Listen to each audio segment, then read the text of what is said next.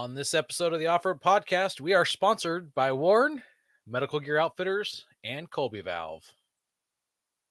Off-Road Podcast, episode 346, Bumper Talk. Tonight, Coy airs it all out. Jeremy pays for past mistakes, and Aaron hangs it up. Welcome to the Off-Road Podcast, a podcast about everything off-road. We cover the news, review products, and interview people in the off-road industry. Your hosts tonight are Aaron. Joining us, special guest is Coy, and my name is Jeremy, and welcome to the show.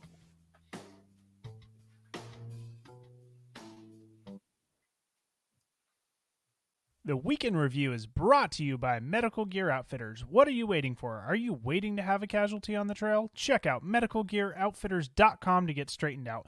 Medical Gear Outfitters has everything you need, whether you're going out for the day or traveling on a year-long expedition. Head over there to get off-road specific kits that meet all of your needs. And while you're there, make sure you use Off-Road Podcast for 10% off. Well, Coy, what have you been up to? Well, I finally was able to finish drying out my big tent. We had enough nice weather this weekend. Wait, your big what? Big tent. Okay, it didn't sound like you said tent. Yeah, he said 10. Everything, you know. Yeah, so I finally got that up, got the wood stove in it, got it dried, and then I had my awning and my other tent in the shop that's just been sitting there. Got that wrapped up. And then I just hung out Sunday doing nothing. Then late in the evening, I saw on Facebook that the first autocross was like 5 minutes from my house, and then I just didn't know about it, so I didn't go. Then I was moping around. My wife was like, "Hey, what's wrong?" I'm like, "Nothing. I just want to die. That's all." Nothing. Yeah, Just want to die. Wow. Like you would have taken the Mr. 2 out, or what? I would have taken out the Secretary Mobile for sure. What's the Secretary Mobile? That's a MR2 Spider, little car. Okay. Yeah. I know what an MR2 is. I didn't know it was called the Secretary car. No, the MR2 Spider. It's the chick version of the good one. Got it. Yeah. Got it. Yeah. Well, they didn't make that in a non-convertible. No, but it's still the lame one. Okay. So when you said Secretary, I thought you might have been talking about your other car, your Scion. Oh. Yeah, I could throw that in the Secretary car too. But yeah. What about you, Aaron? Well, I turns out I had some decent weather too this weekend. So I spent a few hours working on the shop. I had to set up some scaffolding so I could get up to the high parts, and I installed almost all the joist hangers for the purlins on each end of the rafters. It's a lot of big construction words, huh? I was gonna say, you sound so manly right now. Purlins, joist hangers. Yeah. So I don't know if anybody out there has ever put in like those Simpson strong tie hangers or anything, but usually you use these little fat, short nails called Tico nails, and you end up smashing your fingers a whole lot of times as you're trying to pound these stupid little guys into the little joist. But about 10 years ago, Simpson strong tie came out with these screws to replace the Tico nails. So Saturday I went to town and bought these screws, and it made it so fast just to be able to shoot screws in rather than all those stupid nails. So I worked on the shop, and then yesterday, Sunday, my brother-in-law invited me to take the kids fishing at the local reservoir up the road, and I'd never been to it, so I thought it'd be a good opportunity to check it out. It is huge, and it's super nice out there, but apparently it gets really, really popular, so I'll never go back again. I don't like popular places. Too many people. So, well, I mean, too many people makes sense. I guess we need to cancel that Disneyland trip. Oh man, there's going to be other people there. Yeah, I know. I'm only going because my family wants me to go on that one. Oh my goodness. Same. I probably would never go to Disneyland if I didn't have kids and a wife that wanted to go. Yeah, I'm the same way. I could do 2 trips to Moab for the cost of 1 trip to Disneyland. Seriously. And probably have money left over to break parts. Yeah. All right. Let's just no more families. We'll just We'll have an off-road commune. There we go. Well, speaking of communes, Jeremy, what have you been up to? Speaking of communes, wow, Nice segue. what a segue. Well, I got under the Jeep over the weekend and fixed the rock light wiring that I fried when I also fried my ARB line because they were running in the same spot. And by fried I mean melted with that exhaust. So I got all that fixed. I didn't test it yet, but I'm pretty sure everything's gonna work just fine. If it doesn't, I'll figure out what I did wrong. But it should be all good. Other than that, I kind of started looking at the routing for the new ARB line, but I don't have the line yet, so I'm just waiting for that to come in, and then I'll take care of that one. So you fixed the lines? Did you reroute them, or did you put heat shield tubing or something over them? I rerouted it. So, I just down from the engine compartment. So I'm not going to go this route with the ARB air compressor line. I think I'm going to try to find something else, run along the other side of the other frame rail and up over the gas tank, and then come down the drag link in the rear. And so that one I haven't put in, but the rock light line I just came in and ran through the frame rail until I got past where the exhaust kicked up, because I wasn't having any problems there. It was just right at the cat. It melted up by the cat. Yeah. And you're sure it was the cat that melted it, not an overheating diff, just sending hot fumes up in there and melting it?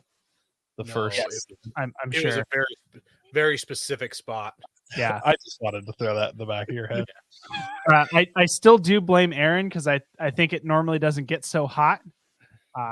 Because if the engine's working as hard as it was, it's normally because it's going fast, not going really slow in the snow. Well, it's also kind of your fault because you got 40-inch tires. If you would have been on like 35s, you'd have been a lot closer to the snow, and the snow would have kept your exhaust cooler. It would have kept your wires cooler. I would point out you're the one still running a cat. You're literally breaking every law there is with your 40-inch tire, ultra wide Jeep. But you're like, I got to keep that catalytic converter in there. I didn't say I had to keep the catalytic converter. The catalytic converter is just there. I'm just didn't buy a new exhaust yet.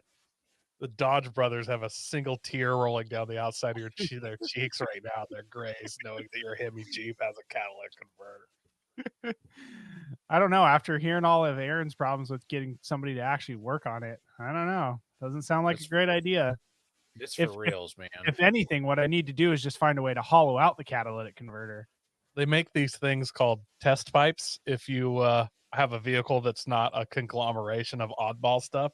So get online, look up Hemi Jeep test pipe, and then you put that in place of your cat for testing purposes, obviously. It's just a straight tube with flanges on each end that match up perfectly.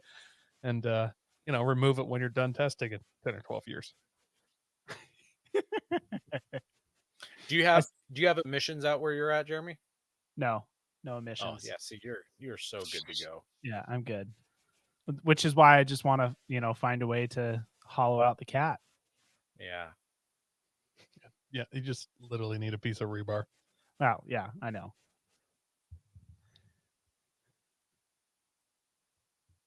Hey guys, we're looking to reach more listeners. We're going to start reading Apple iTunes reviews on air. If you hear yours, send us a message with your address, and we'll send you an Off-Road Podcast sticker. You can find all of our social media by just searching our name. Now, go hit that subscribe button. And to the listener that told us you left us a review, it's not on iTunes, so where is it? Yeah, we can't find it. Yeah. Whoever you are. Whoever you are. You know who you are.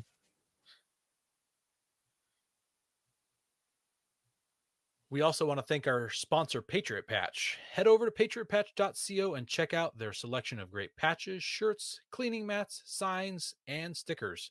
You can also join the Patch of the Month Club for $15 and receive a patch, matching sticker, and artist proof each month. Well, speaking of Patch of the Month Club, I just got my mail today, and it had a patch in it. How do we make me big? Solo layout. Look at that. Boom. It's all about Aaron. It's got my my artist proof, which looks strangely like the sticker in the patch. Pretty amazing how that happens. Yeah. So Why is it it's so... almost like he drew this patch out and he's like, ah, crap, I got to make the artist proof card too. So he just copy and paste over to a piece of cardboard. Just I'm sure kidding. That's how that works. Anyways, yeah, pretty sweet. Although the sticker's a lot darker green than the patch. I'm a little disappointed that whoever in China who made these stickers didn't get them to match the patch very well. Yeah, that's no Yeah. good. Why would they do that? I see what you're doing there, Jeremy. Yeah. I don't know what you're talking about. I'm hitting exit solo layout. You got to hit the other. Have tire troubles ever left you deflated? Colby Valve has got you covered. Ever have a valve stem leak? Colby Valve makes reusable and easily replaceable valve stems that don't require you to remove your tire from the wheel. They work with your off-road rig, ATV, side-by-side, commuter vehicle, or even your tractor. Never be left stranded again because of a busted valve stem. They also have a tire repair kit for those punctures that keep you away from doing your favorite thing, wheeling. Make sure to check out colbyvalve.com or ask for them at your local off-road products store. So We gotta check out that Colby Valve puncture kit. I need to reach out to them about that. I heard they were making a new one that was going to have a different product other than slime in it, because my lawn tractor is like getting flat tires like nobody's business. I need to fill it with goop. Don't fill it with goop. You'll regret it. Well, I won't regret it. Les Schwab will regret it. It's not my problem, right? Until they charge you extra for it. Yeah, Yeah. that's true. Yeah. Well, speaking of regrets, I bet people regretted buying a Rivian for a little while. Uh-oh. So Rivian introduced their new 2-motor base model. So this became the new base model. The 4-motor was the original base model, which, in theory sounds like a great idea, right? 4 motors. Well, Why not no, 8? two motors instead of 4. So, but you add a base model in there. So, there's something a little bit cheaper. Sounds like a great idea. Yeah. Except for they then raised the price of the quad motor model by $12,000. That's like $12,000. I know. And do have people been getting Rivians yet, or are they still like in the pre-order phase? I'm seeing some stuff on Facebook about people having Rivian, so I don't totally know if they're like internet famous and so they have them or what. So Got it. Well, if you pre-ordered that 4-motor base model, there was some bad news, and the price hike included you. ooh, how can they do that? Seriously. Well, the answer is they got a lot of blowback for doing that. They blamed it on manufacturing and material cost increases, which, I mean, I can kind of understand, but at the same time, like, that's a pretty terrible thing to do to your future customer base. Yeah. And thankfully, Rivian did realize that, and they changed course. And anyone who ordered before March 1st would get the old price. But if you ordered afterwards, you still got the new price. So, like, back when I was in the lumber industry and we would do a quote for somebody, it was good for X number of days. And once they agreed to that quote, we had to stick by. I mean, it was a contract. You had to stick by your pricing that you gave them. I don't know if the pre-order was it's a contract to buy, I would assume. And I would expect that it had a price that you're saying you're going to agree to buy it at. So if they jack that up, that seems out of contract. I would assume there's fine print that included that, but you can't just do that and not expect everyone to be angry about it. And then who knows how many people would have been like, if this is how it is already in the pre-order phase, then I don't want it anymore. Yeah, I'm out. Yeah.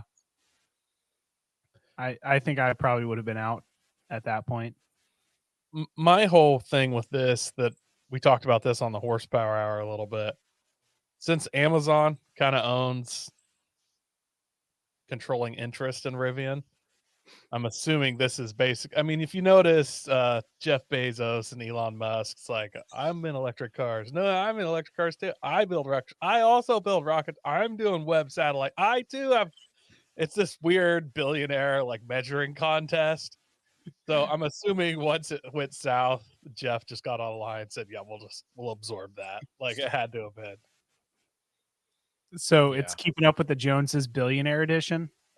That's, you know, it's like when you get 44s, then everybody else has to get 44s or 35. You know, it's kind of that. Well, I guess that's true. Aaron wasn't talking 37s until I got 40s. So It's true. just saying. Yeah, maybe. Although the point is to one up me, Aaron, not 3 down. Well, maybe I don't need 40s to one up you. Ever think about that? Ever think about how you wheeled on the snow trip? I was gonna jump in with, yeah, he's gonna outwheel you on 37s. That's the one up. But then you jumped in with that sick burn. I didn't really have a lot there. I don't think that snow trip can be counted at all. I mean, we all knew I was showing up on bald too small of tires. Jeremy, on all the previous snow trips, did you know that Ben was showing up on bald tires? Yeah, I did know that Ben was showing up on bald He tires. spared ridicule? No, he was not spared ridicule. Okay, well, but I didn't buy those tires as bald used tires, expecting them to perform really, really well. How do we know that? That's almost worse. I was trying so hard to get some new tires on that truck. You know, I was. I borrowed wheels. I reached out to the Warren about getting my wheels sooner or something, anything I could do. And I could not bring it together. I tried. But pulling tires off of your trailer sounds oddly suspicious. And I think it might just be a cover up for you bought used tires. No, they were new when I had them on my Nissan before I put them on my trailer. I know. I'm just giving you a hard time. You should have borrowed some wheels and tires from your Raider buddies. Look, $50 in it for you if I can use your tires for 4 days. I should have just brought their Raider out. Oh, true. But then we wouldn't have had all the firewood. We wouldn't have had the stove for the tent. We wouldn't have the tent poles. We wouldn't have had a lot of stuff. We wouldn't have had all the great content that we're going to have for the next year. I know. Oh, man. Which is really the ultimate prize. Yes, it is. For everybody else. Yeah. So until you come back and you drive all the way to camp without getting stuck, sorry, Aaron, you're going to get ridiculed for having old bald tires. I'm not going to put the weight of the group on my back and bring all of the things for everybody. Then I'm done. I'm going to bring a bag of chips and a sleeping bag, and I'll be the lightest vehicle there. Aaron, That's all Ben brought. I brought my stuff and a Sequoia.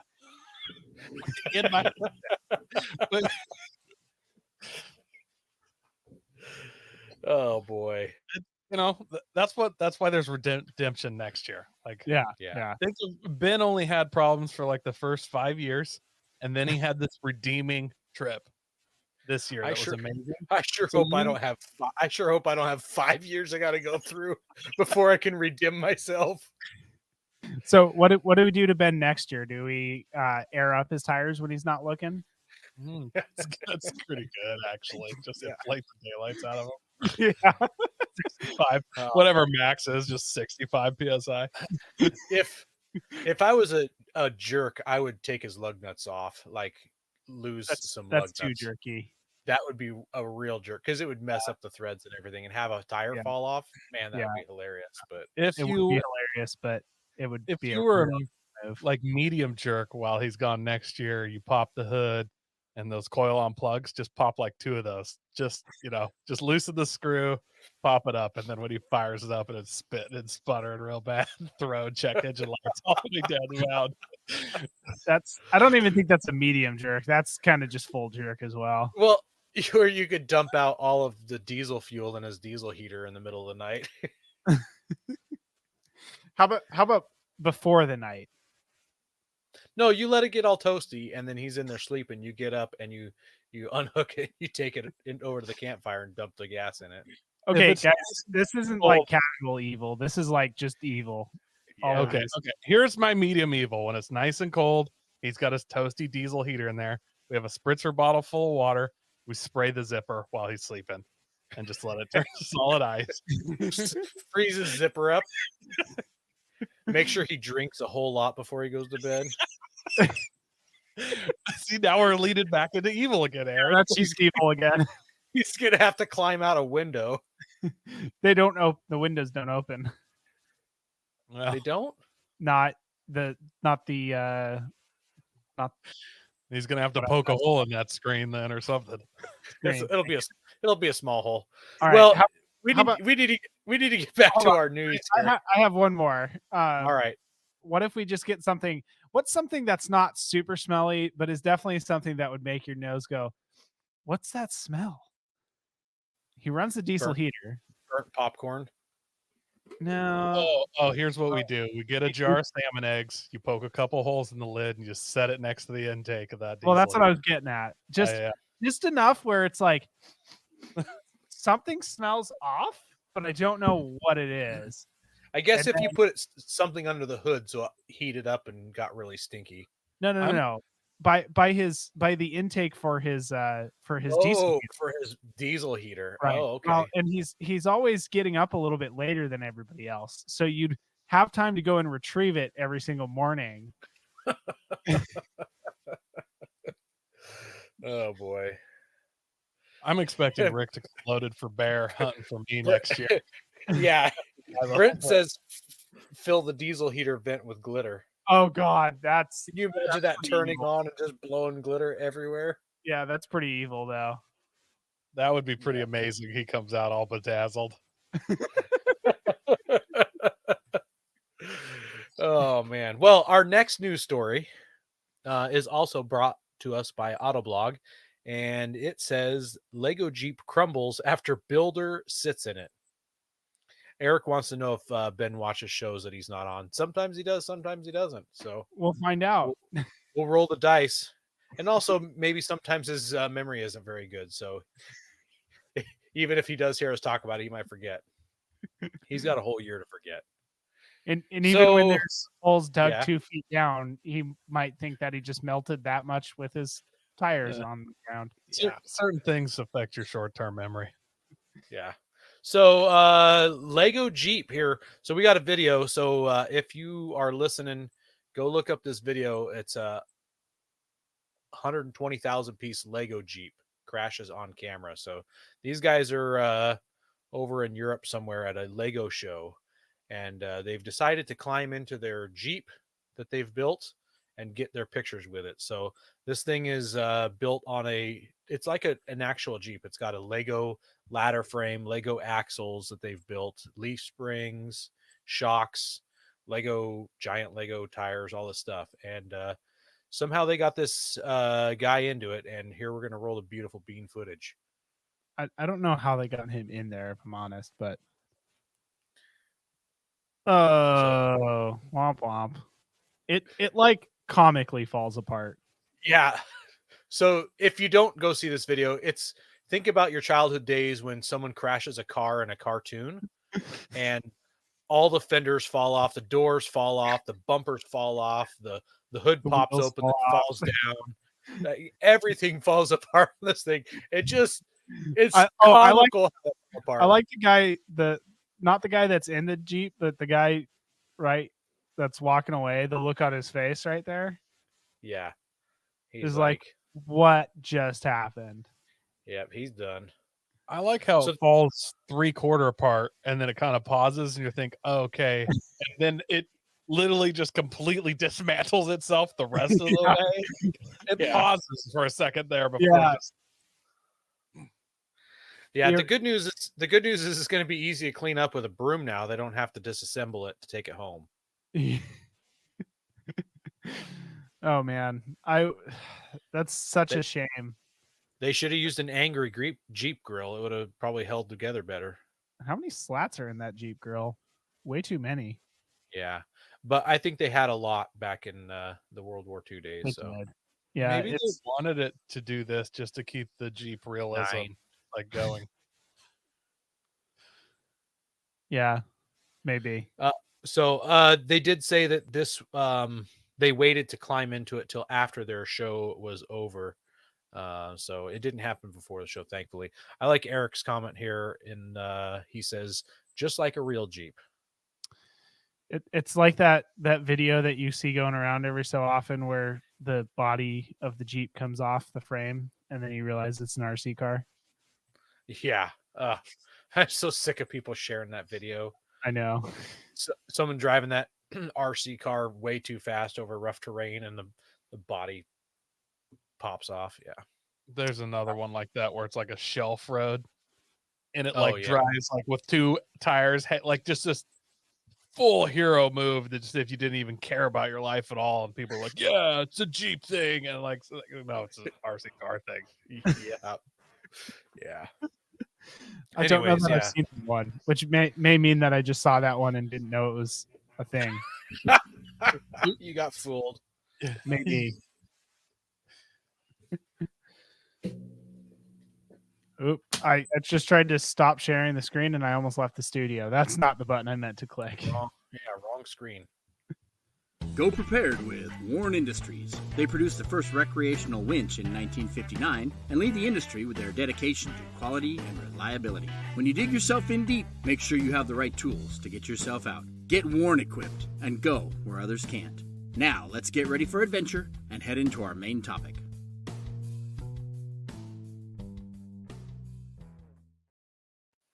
You know what's nice about that Warren ad? No, what's nice? You get to see your Jeep on 35s. That's a good answer, but no. Just like our snow camping trip, it's mostly of Aaron being stuck. Because I wheel way harder than you guys. That's all it is. Except for no. Half of the stucks were you on your own property. Yeah, wheeling it, It's just Yeah. full sending it, full send. Well, this week we're talking about bumpers. Yeah. Why do you cars need and trucks? bumpers? Yeah, Cars no. and trucks have them. You should too. What they make? There's an arc at the arcade. You can get in the cars and drive those and bump into people. What else is there to talk about for bumpers? I think that's it. Don't forget to visit.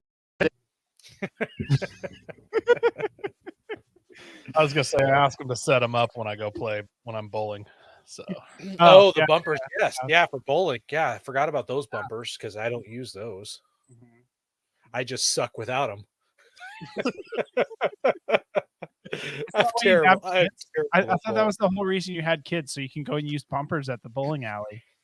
That's Although now true. they have it so they automatically come up or go down based on Oh, who's bowling. So whose turn it is? yeah, so I guess Oh Now we shoot, know they why- popped up.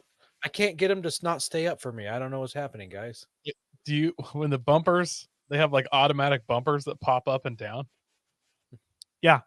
that's Oh, a they bowling- aren't they aren't the inflatable ones that you're thinking of. Please tell me that it senses how many gutter balls you've thrown. At a certain point, it decides that you need that. Oh, You're- I you wish it actually did need that. it. Yes, That would be that hilarious. would be amazing if it did that. Yeah. Travis says bumpers, the OG parking sensors. So I think that's an East Coast thing. So Yeah. they park using their bumpers over on the East Coast. Well, anyway, let's stop horsing around because this ain't the horse hour power. It sure ain't. Whatever that is. No, that's what Ben said last week when he was Horse- introducing Koi.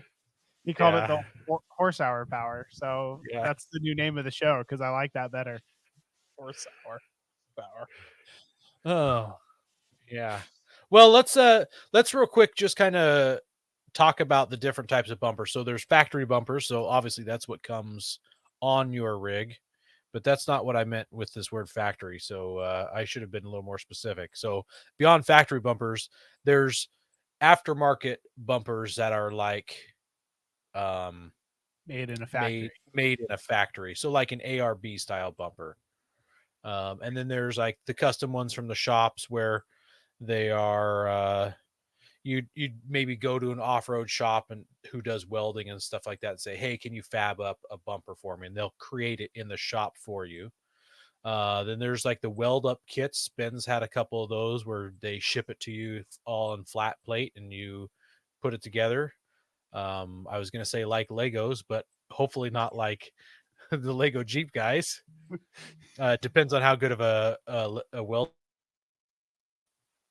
And then the last kind is like the DIY. That's where you break out the cardboard and the alcoholic beverages, and you just go to town and start welding and cutting and grinding.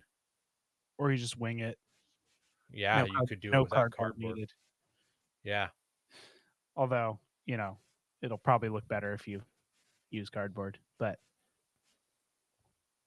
yeah. So those are kind of the 5 different types of bumpers. Obviously, a factory bumper that comes on your vehicle is probably going to be the best looking, the cleanest, the most aerodynamic, things like that. But it might not do what you want it to do. It probably doesn't have recovery points on it. Eric in the comments says an I-beam with bolt holes. I've seen plenty of those, or logs, or railroad ties, tubing. Yeah, just a single piece of pipe or two. Yeah. So factory, the reason why you get rid of factory is it doesn't do what you want it to do. So maybe you live in a country where there's tons of antelope all the time and people are known for having antelope strikes or something like that. So you want some protection, or you want to put a winch on your rig. Just talking to my brother-in-law, and he was thinking about a winch and thinking about a bumper and thinking about the different options. You can't generally put a winch behind a factory bumper. It just isn't generally a thing unless you have a very specific vehicle like a Jeep that already has a winch plate ready to go with a stock factory bumper. So although, as Andy mentioned last week, you might not Andy. want to try. I thought Andy. Oh, you're right. Scott mentioned that. Mm-hmm. Yeah. So they were doing some winch testing, and the Mopar winch plate was not rated to a 10K winch. Yeah. Crazy. Yeah. So got to beware. Coy, any thoughts on the different types of bumpers at all before we move on? Negative. 0 thoughts. You covered it all well. You did a good job this time. This time, better than I did better covering that than I did snow wheeling. You don't get to burn yourself and try and absorb it. This is ours. Stop it. We make fun of you. All right. Okay. I'm sorry. Well, then, Coy, why don't you talk about the types of materials? I'm glad we don't have Ben here because I would have not let him do this subject. So factory is obviously usually a plastic, or maybe plastic and some metal, aluminium, a little bit more expensive option generally, but there's plenty of those options out there. And then of course, just steel.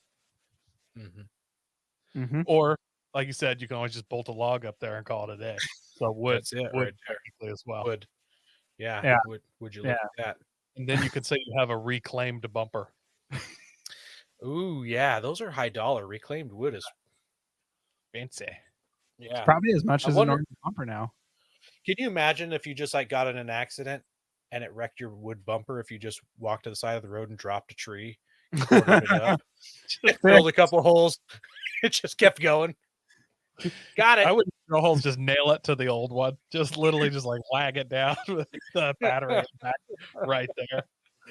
Yeah. So is it a good idea just to buy a bumper from the cheapest place anywhere on the internet? For me, yes, it is a good idea for other people too. I highly enjoy it. Well, I don't know if we can have Coy on the show anymore. He gives bad advice. Well, You so asked me the so first question and I answered. I so didn't ask Coy, you. It was a rhetorical question. can you elaborate on that? Why you would like to see other people buy that? Because I think it's hilarious when bumpers fail. And now that I've said that, I'm sure mine will soon. But you know, there's not always a lot of engineering going into just cheapo. I don't want to just say Chinese, but just these bumpers that are just made by the lowest bidder, and half the time it's just a big shell that looks good, and there's not really any real engineering on how it's bolted to the vehicle. You got to take crush zones and different things into account, and a lot of times they don't, and then or they come with low grade bolts. You know, you need good bolts in there. So those recovery points should be rated, and they should actually go back through the bumper and mount to something solid. Wait. So if this is the plate of the bumper, you don't just weld the recovery point to the outside of that, Well, I'm right sure on you top could of if it? you had a burly enough bumper, but even most plate bumpers, it's generally not half-inch steel on the outside. You know, it's 3/16 quarter most. So, and then also if that bumper is holding a winch, all that times even more thousands of pounds. That bumper's you're using that bumper to literally drag your truck by the front frame horns. So that all needs to have it, maybe not necessarily engineered, but somebody with a certain amount of experience knowing what they're doing and stuff. And then maybe a little testing on that bumper before it just hit a Harbor Freight catalog and got sent to you. Oh I didn't man, know Harbor Freight made bumpers. Well, they will they soon. they all come out of the same factory in China. Yeah. That's what you hear on the internet, anyways. Yeah. Yeah. So, kind of to go into a little bit about how these bumpers are made.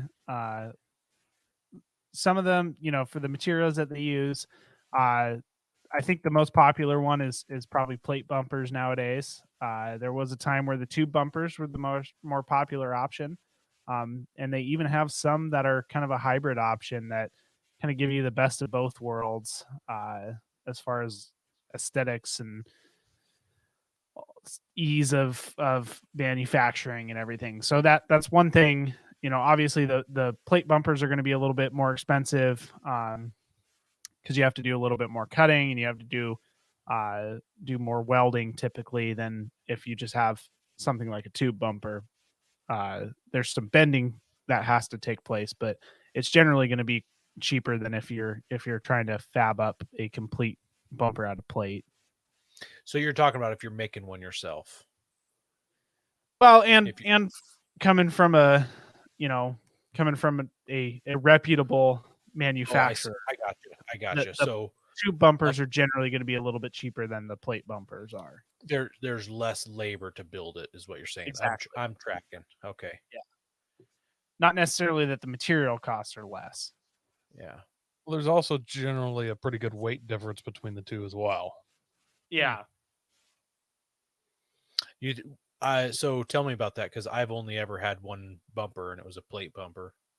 Oh, tube bumpers, generally speaking, weigh quite a bit less.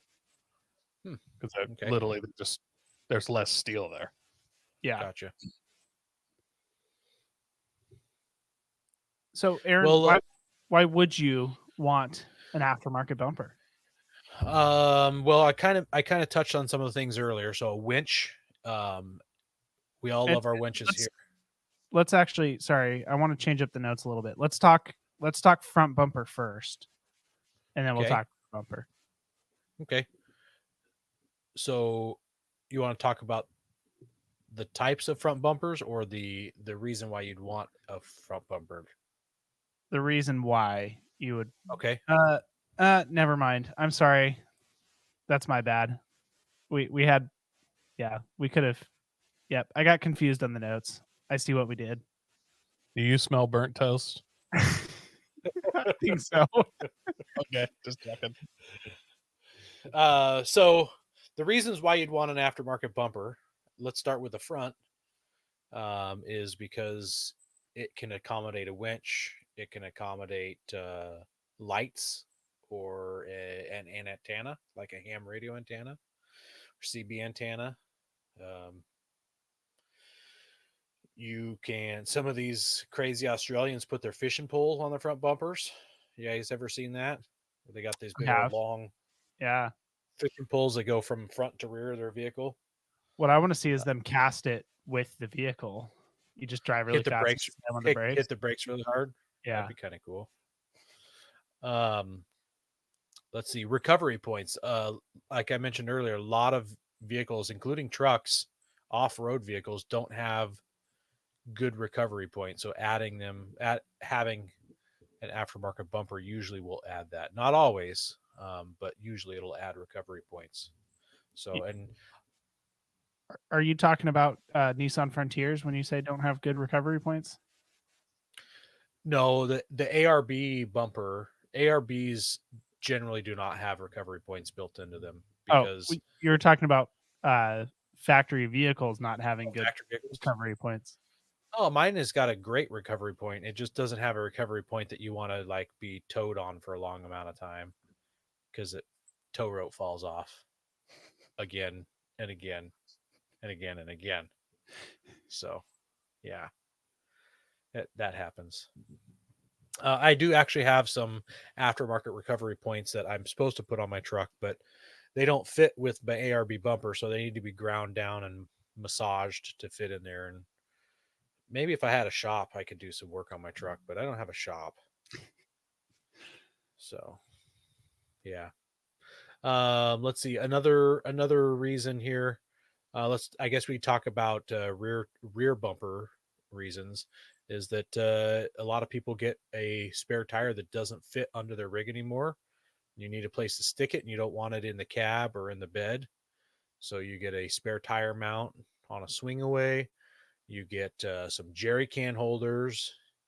You get the awesome Gobi ladder, so you can climb up on top and watch your NASCAR races. That what you're doing? I don't. There's no NASCAR tracks around to go watch the races at around here. Well, you got to be able to climb that ladder to open up your sick rooftop tent. Can you put a rooftop tent on your bumper? There is actually a company that makes one. this one Yeah. kinda, it's Oh my goodness. sketch in my opinion, but yeah. Yeah. That's the one that goes in the hitch mount, right? And it like Yeah, folds. And then Yeah. like hooks to the corners. Yeah, it's really No, weird. that's sketch. Yes. sus. Yeah. And don't and then bottle Go ahead. opener, brah. That's a perfect right. place to mount your bottle opener. I don't What are you have a talking? bottle. It is a bottle opener. I don't have a bottle opener on my bumper. I have the Warren Epic hook with the bottle opener built into it. So another reason you should go prepared with Warren. They prepare you in so many ways. Yeah, they prepare you to open your bottles. That's excellent. Yeah. Some rear bumpers don't only just go across the rear, but they also cut forward towards your rear tires to give you some protection like rock sliders will provide. And then I guess the last thing about both front and rear bumpers is they can look nice. And I guess I didn't say this part, but they offer protection. So animal strikes, tree strikes, ditch strikes, all kinds of things like that you can run into. Rocks. They provide some protection for your vehicle over what a factory bumper definitely would have provided protection. So have you guys ever I guess Coy, you've hit something, but it wasn't with your 4-wheel drive truck. Have any of you guys ever hit animals with your vehicles? Nope. I've only been hit by an animal, and his name was Aaron. What did I hit, Aaron? You hit like a possum with your MR2 or something like that. Oh, it's a skunk, yeah. A skunk. That's Yeah. skunk. No, I took a small deer out with my FJ. Okay. So, with did your its tube job bumper? Yeah. Yeah. And it didn't phase anything? Oh, I'm pretty sure the deer died. I mean, I mean on your vehicle, like your vehicle was okay. oh yeah, it was fine. Yes. Yeah. Wow. Yeah, I'm pretty sure the deer would probably die too. That poor deer. He was paralyzed, and then I didn't want to just leave it there paralyzed, so I made sure he died. You like back over it again, or Rear naked choke, just go to sleep. dude? Wow. Man. Wow. Eric in the comments asked if I said spare holder, and I did mention a spare tire holder on the rear. And I think I've seen a spare tire on the front of a vehicle before, but that's pretty rare if you're putting your spare up front.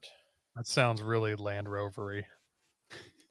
Well, that's like on the hood. Like, to me, it's like 1970s Chevy Blazer or something like that. They put like the spare tire in front of the grill. It's like a camper special thing or something. Yeah. Like Yeah. you'd be in Alaska. Do it in Alaska or something. Yeah. Well, Jeremy, since you were so excited about front bumpers, why don't you talk about the types of front bumpers? It sounds redundant, but there are different, not only styles, what they're made out of or materials they're made of, but there's types of the bumpers.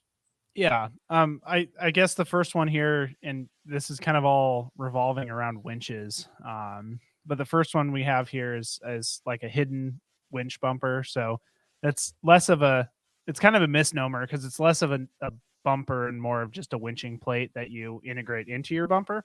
But those are a good option if you kind of want to keep the factory look.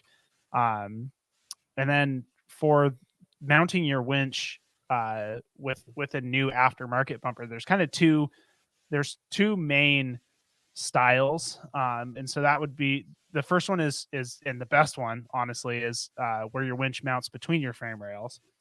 It's the best one. When it mounts between your frame rails. Okay. Because that's just going to give you the strongest mounting point. It keeps your winch from covering up your radiator.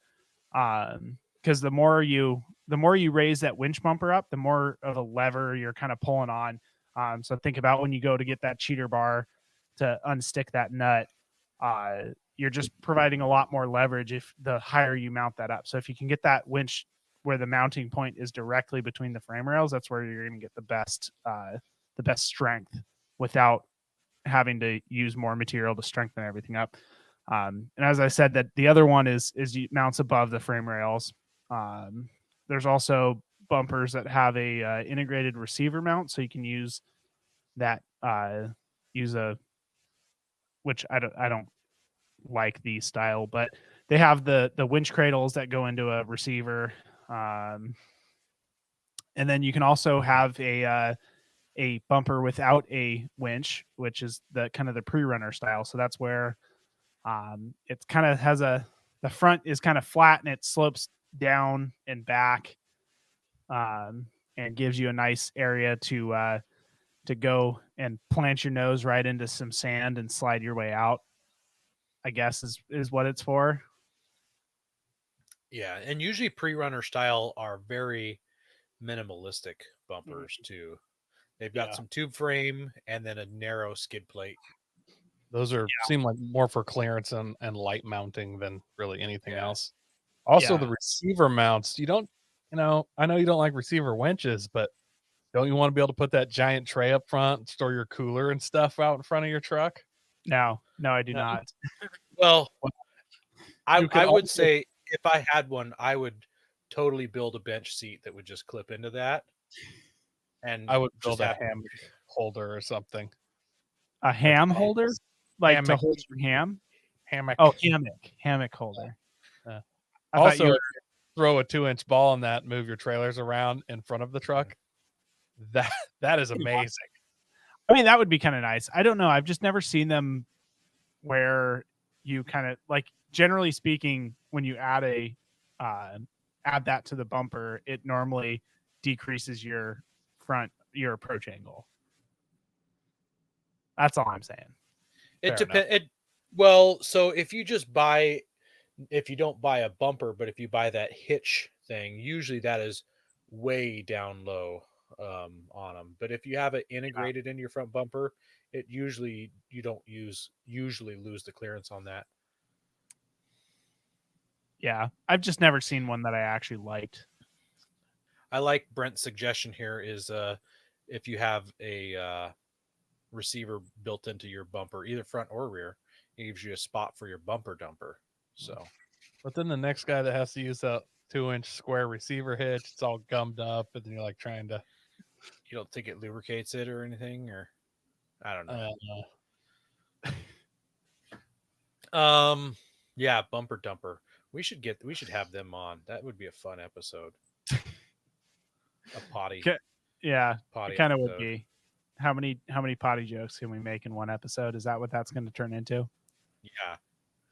Yeah.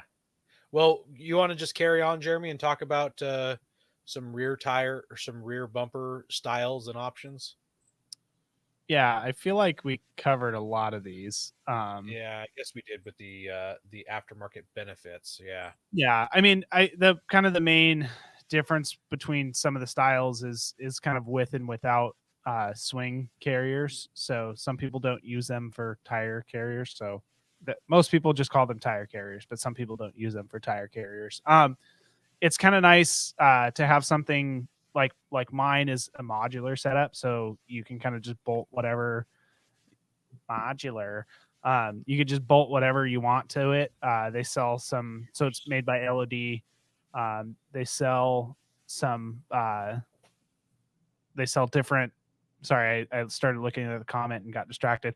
They sell different mounts for things like fuel carriers. They sell mounts for shovels and axes. They obviously sell. Well, I mean, it comes with a tire carrier mount.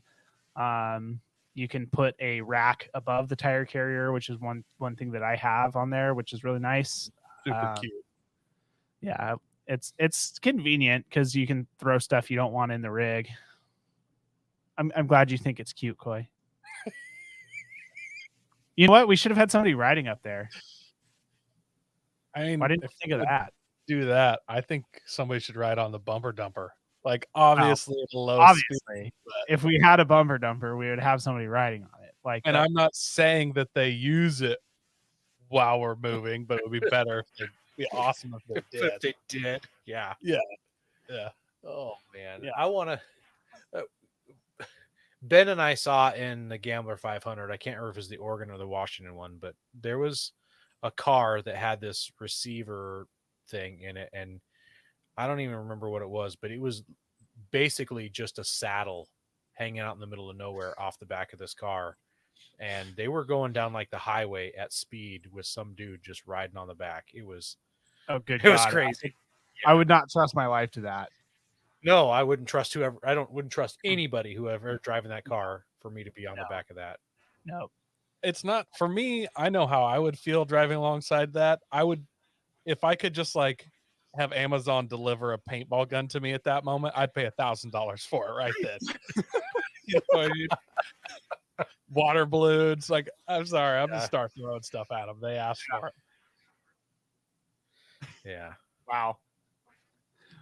Anyways, back on topic. I guess something we didn't talk about is stingers. Yeah. On front bumpers. What are your guys' thoughts on stingers? I don't think I will ever be in a situation to tip forward or backwards that I would need a stinger. Well, but you're also a lot longer than my wheelbase. Now, if it's on a two-door, go ahead, Coy. I mean, my truck kind of has a stinger. I wouldn't really say it's a functional stinger. It's just got the tall center hoop, but only reason I wanted that was because my winch line goes up and hooks to that loop at the bottom of it. Yeah. And I've had my winch freeze in the, like, if you have it sucked all the way in and you get your winch line iced up, it's like impossible to get out. But if you have just a little bit of line, you can like kick and get like, so that's the only reason I run that style. But I wouldn't really say that's a functional stinger. It's more of just that's a style guard type. Yeah. I don't know. Personally, I don't like to see stingers on anything unless it's a two-door, short short wheelbase vehicle. You know, I can Samurai. understand them on a Samurai. I can understand them on some two-door JK or Wranglers. Anything with a longer wheelbase than that, I don't think they're really necessary, and I think they almost hamper you in a lot of ways. I like what Jim says here. He says, I haul a chainsaw everywhere. I 4x4. You never know what might happen in the bush. So people make chainsaw mounts for their bumpers as well. Yeah. Well, and that's how Rick uses his rack, because he has the same bumper that I have. I copied him. He didn't copy me. But he has a basket above his spare tire, and that's where he hauls his chainsaw. Yeah. Well, have you guys, Coy, you installed your bumper? I assume yours didn't come with the bumper. So you installed it. I was fully stock when I got my truck. And Jeremy, you've installed a few bumpers yourself. So Yep. you guys know what a pain it is when you're trying to remove something that's been on there for 80,000 miles. Thankfully, we don't live in a rust belt where they use salt and all that nastiness on the snow. But stuff can still get rusty. So let's some installation tips here. Pre-soak your fasteners like a week ahead of time.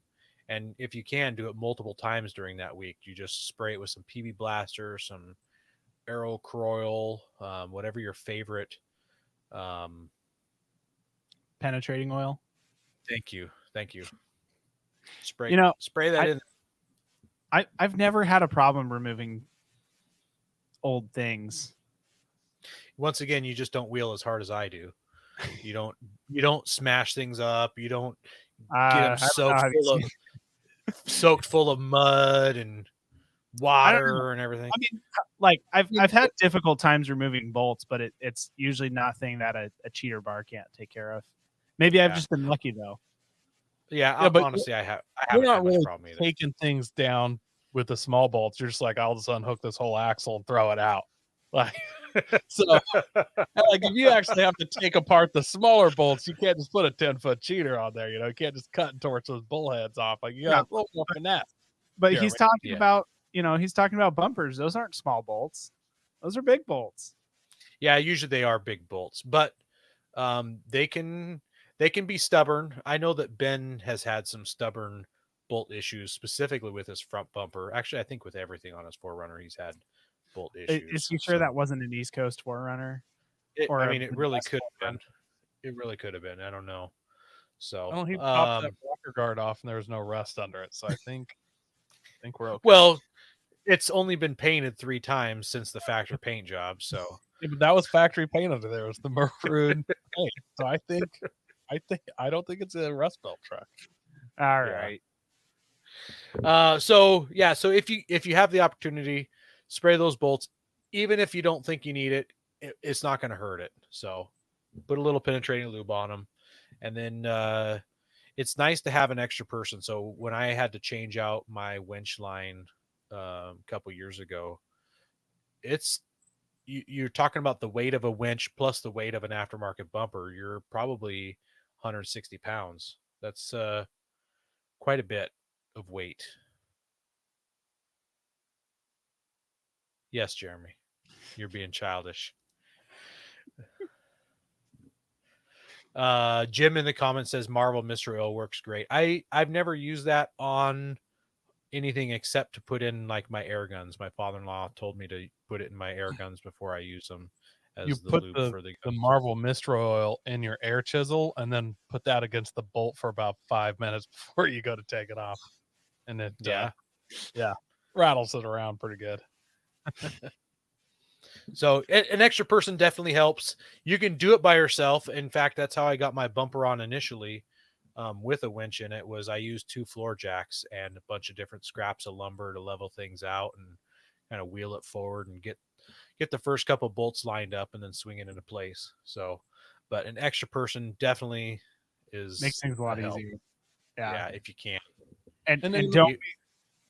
Not all are the same. Like I know on probably Ben's 4Runner and my Toyota, it actually has studs on the front, so you can pretty easily slide it up on the studs and then kind of use your knee and get it, get one bolt started on those studs. So depending on your vehicle, sometimes it's not as bad, but yeah, 2 people definitely a plus when you have a bumper with a winch in it. So your studs must like point out the front From my frame horn, off the there's frame horns. 6. I can't remember if it's 3 on each side or 6 on each side studs that stick out, and then those bolts tighten down, and then underneath there's a couple more.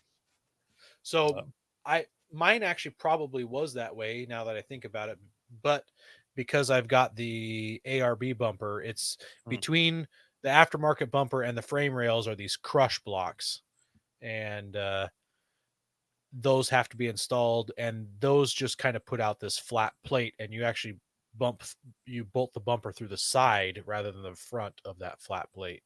Gotcha. So yeah, so my bolts have to come in the sides. Also, mine being a tube style bumper, there's much more room to access bolts.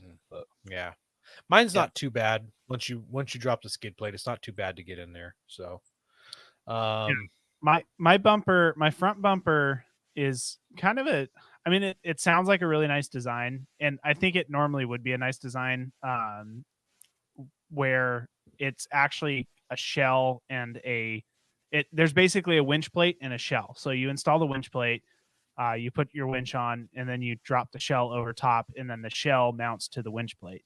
I say it would normally be a good thing because when my bumper was sold, it was sold as a full width bumper, and then somebody cut and capped it to make it a stubby bumper.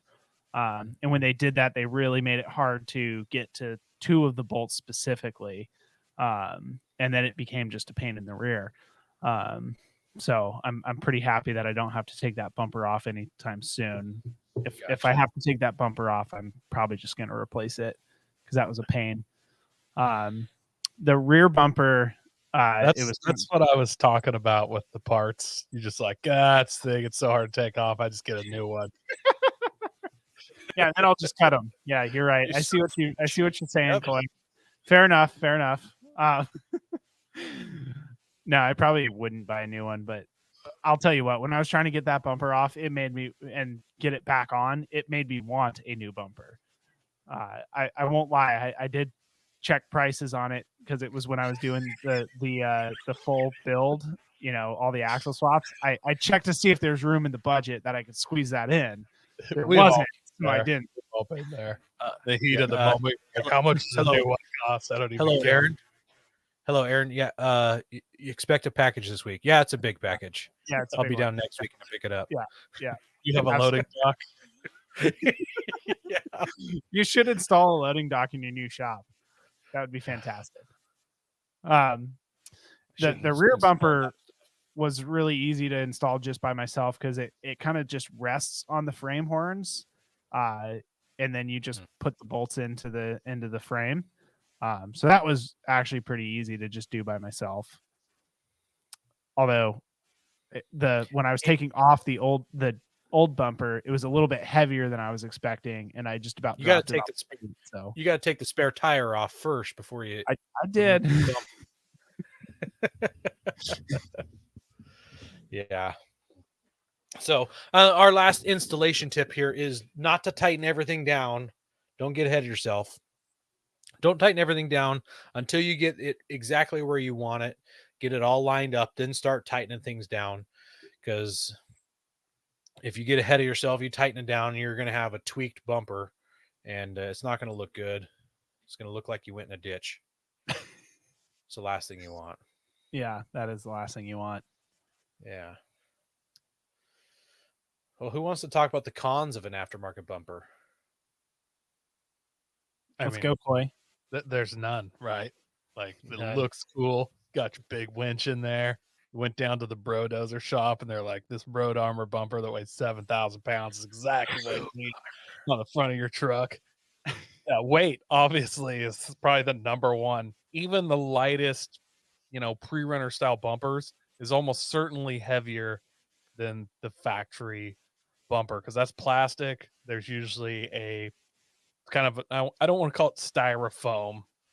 It's like a commercial version of styrofoam inside that bumper that's kind of a crush zone, and maybe some small sheet metal. They're really light. You pull your whole bumper off, it's like 20, 30 pounds, and it's really tough to get an aftermarket bumper that could even come close to competing with that in weight. And then obviously a lot of, especially newer vehicles, there's trimming of that plastic bumper because you need some little pieces on the top to kind of fit it in, and you've got to trim it. Or when you pull it off, you got your cool two bumper, but now there's a bunch of exposed sheet metal that was never really intended to be exposed, so it's not polished paint. So then you're trying to Rally-Can it black so it blends in, Yeah. Your massive windshield wiper reservoir that hid nicely behind that front bumper is now just sticking out in front of your tire. If you're an FJ Cruiser guy, you know exactly what I'm talking about. So you paint that black for the first 2 years, and then you end up having to remount it under the hood. But Benz is that way too. It's a Toyota thing. Yeah, Hide that. I wouldn't right understand. there. Yeah. Yeah. And then obviously cost. The even the cheapest Amazon version that you shouldn't buy is going to run you hundreds of dollars, right? And then I bet I could find one for cheaper. You're pricing out FJ stuff. the cheapest, like, Oh yeah, I Jeep bet one you can I've get seen is like $300. yeah, I bet you can get like a Wrangler one for $250. I bet. Are you looking, It's- Jeremy? I'm looking right now. I said hundreds, which I mean, Yeah, that would be hundreds. So unless you get it would be. under $100, I'm still right. 197. It's under $200. That's not Wow. hundreds of dollars. That's true. Yeah, 177. Sorry. 177. Can you Shipped. screen share a picture? Yep.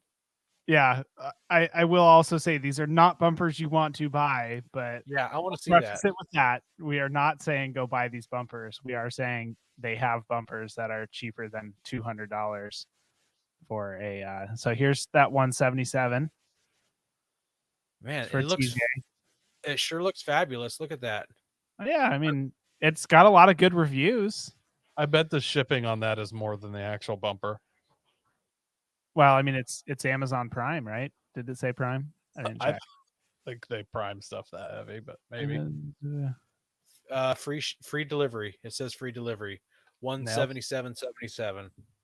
That is insane. So I want to go that look kinda at that reviews. that scares me because I think that I have a friend who has that bumper. Oh, really? This exactly.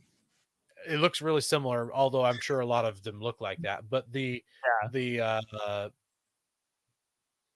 stinger, I don't want to call it a stinger, but that bridge part is just, it's not even square tube, it's not round tube. Brush It was guard. just like, it's like C channel basically. So like I put my hand on it and I can feel my fingers go up the side of it. Yeah, it was C channel.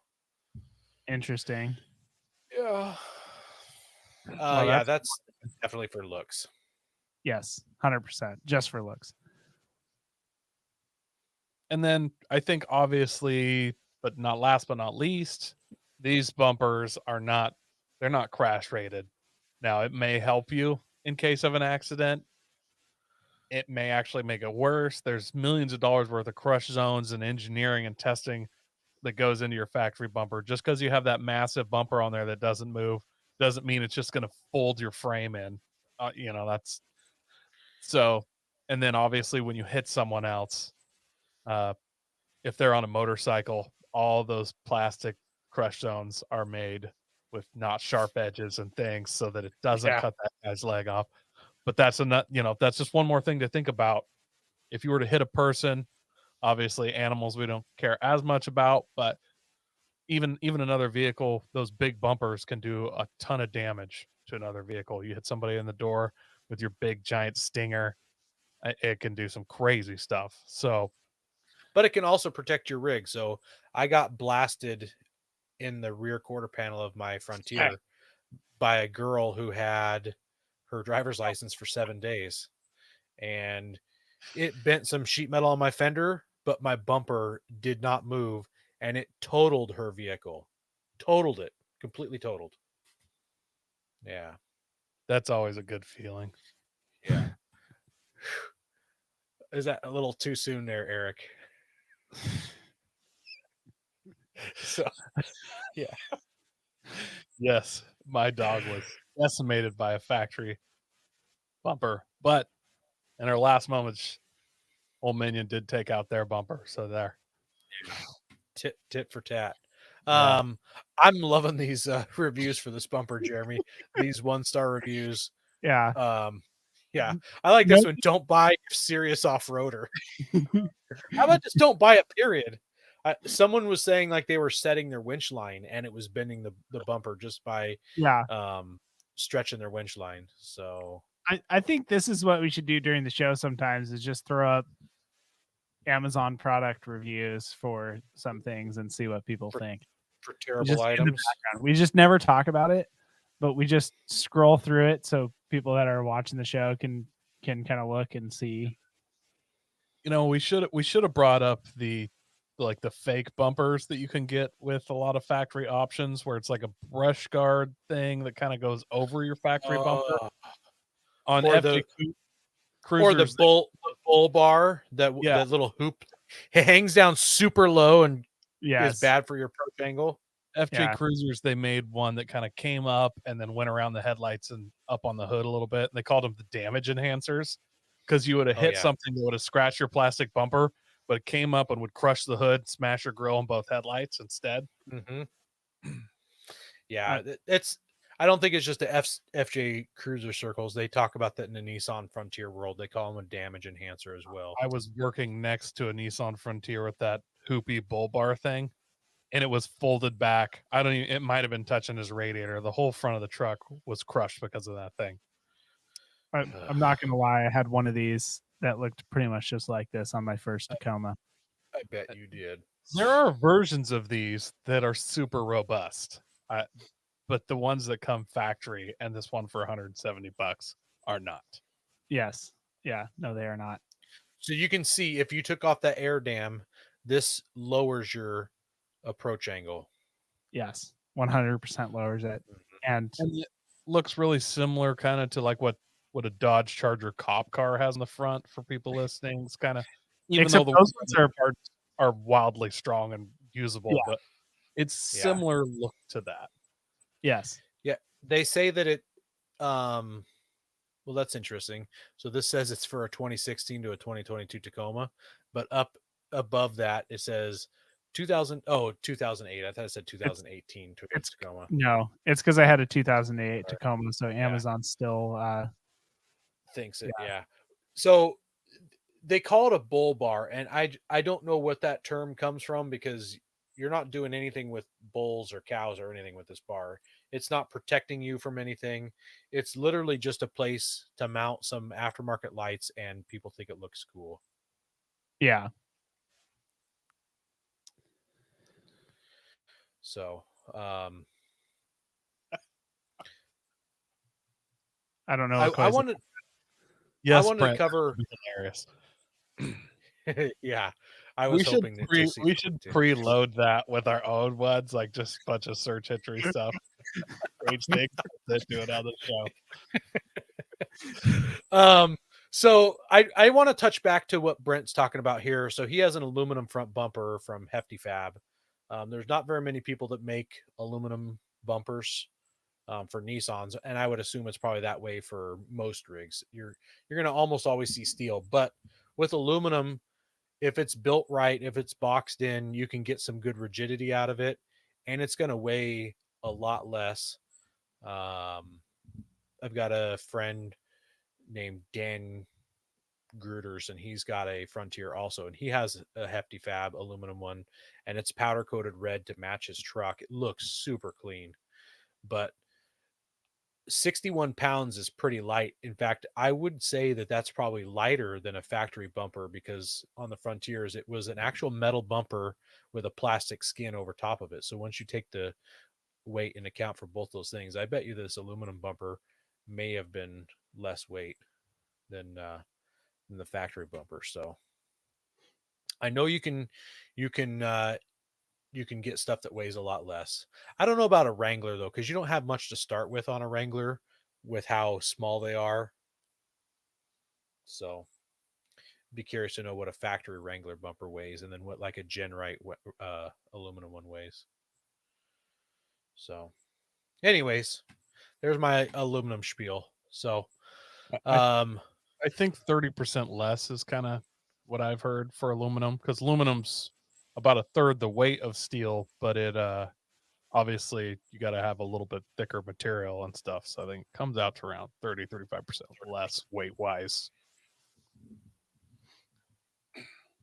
yeah, That's significant. my ARB bumper, I believe, is 120 pounds. So a lot of weight there. Definitely a lot of weight. You want to sing this out, Jeremy? Oh, me sing us out this time. Okay. Yeah. Well, we just wanted to thank everybody who listens to us weekly and those who watch us live on YouTube and all the other places. Let's see, Facebook, Twitch. Am I missing anything? Twitter. I think we're on Twitter live, which I've never seen a live video on Twitter, so I don't know how that goes. So if you're watching us on Twitter, let us know if it's good or not. The platform. Well, also tell us if we are. Leave us a review. We like to see the reviews. We really appreciate you guys, even those people that stick around for the whole show. We always have people sticking around for the whole show, and sometimes it amazes me, especially when we go 2 hours. Yeah. I'm surprised last week with the diesel debate that we had people sticking around for a full 2 hours live. Like, I'm just shocked. That was great. Yeah. Please share us with your friends. That really helps us grow. Word of mouth is one of our best ways to reach new listeners. And just before we clear out, God bless America. Don't forget to visit Patriot Patch and join the Patch of the Month Club. Check out our Gaia affiliate link for up to 40% off. Also, don't forget to head over to Warren Medical Gear Outfitters and Colby Valve to see all their great gear. We are a proud part of the Firearms Radio Network. Got a comment or question? Send it to us through our webpage at firearmsradio.net or through our social media channels by searching for Off-Road Podcast. Also, you can listen to us live at overlandradio.com Mondays at 7 p.m. Pacific. When off-road, please remember to have fun, tread lightly, be safe, and courteous. Thanks for listening. Remember on the show when Aaron said he just got smashed in the rear by a chick that just got her driver's license? Wasn't that hilarious? You remember that? I don't remember that. He got absolutely smashed in the rear.